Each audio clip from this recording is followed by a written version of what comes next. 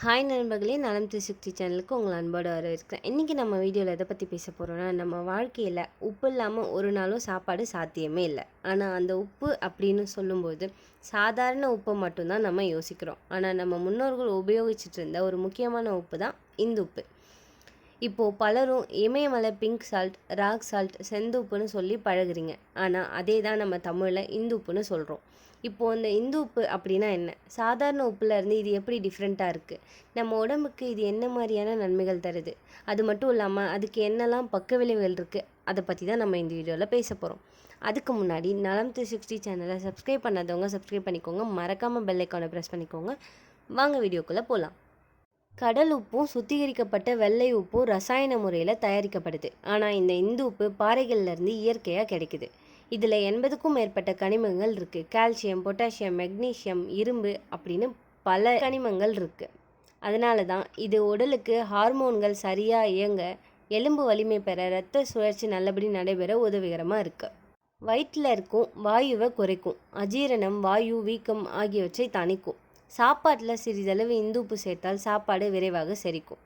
சாதாரண உப்பை போல் நீரை தக்க வைக்காமல் உடல்லேருந்து கூடுதல் நீரை வெளியேற்றும். இதனால் உடல் வீக்கம் குறையும். சாதாரண உப்பை விட சோடியம் குறைவாக இருப்பதால் உயர் ரத்த அழுத்தம் கொண்டவர்களுக்கு ரொம்பவே நல்லது. நம்ம ஹார்ட்டையும் காப்பாற்றுது. ஆஸ்துமா, சளி, இருமல் இது போன்றவற்றுக்கு இந்துப்பு நீராவி மிகவும் பயனுள்ளது. கால்சியம் மற்றும் மெக்னீசியம் இருப்பதால் எலும்புகள் வலிமை பெறும், பற்கள் உறுதியாக இருக்கும். இந்துப்புடன் குளித்தால் உடல் சோர்வு குறையும், தோல் நோய்கள், ஒவ்வாமை குறையவும் உதவுது. ஸ்க்ரப்பிங் செய்யும்போது இந்துப்பு சேர்த்தால் சருமம் பளபளக்கும், உடல்ல இருந்து நச்சுக்களை வெளியேற்றும், மன அழுத்தம் குறைக்கவும் இது உதவுது. சித்த மருத்துவத்தில் இந்து உப்பு ஒரு மருந்து உப்புன்னு சொல்கிறாங்க. வெந்தய குழம்பு, மருந்து கஞ்சி போன்றவற்றிற்கு சாதாரண உப்புக்கு பதிலாக இதை தான் நம்ம போட்டுட்ருக்கோம். குறிப்பாக அஜீரணத்துக்கு மருந்து செய்யும்போது இந்து உப்பு தான் சேர்க்கப்படுது. எல்லா உபயோகம்தான், ஆனால் அளவுக்கு மீறினா அதுவே விஷம். இந்துப்பு கூட அதிகமாக சாப்பிட்டால் உயர் ரத்த அழுத்தம், சிறுநீரக பிரச்சனை வர வாய்ப்பு இருக்குது. அதனால் ஒரு நாளைக்கு 1லேருந்து அரை டீஸ்பூன் அளவுக்கு மட்டுமே பயன்படுத்துது.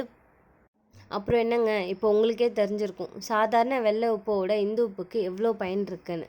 நம்ம உடம்புக்கு தேவையான கனிமங்கள் நிறைந்த இந்த இயற்கை உப்பை நம்ம வாழ்க்கையில் சேர்த்துக்கலாம். ஆனால் எல்லாவற்றிற்கும் ஒரு அளவு இருக்குது. அதை கடந்து போனால் அதுவும் பாதிப்பு தான்.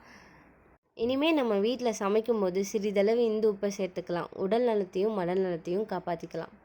இந்த வீடியோ உங்களுக்கு பிடிச்சிருந்துச்சுன்னா லைக் பண்ணுங்கள், கமெண்ட் பண்ணுங்கள், ஷேர் பண்ணுங்கள். மறக்காமல் நம்ம பேஜை சப்ஸ்கிரைப் பண்ணுங்கள். பை.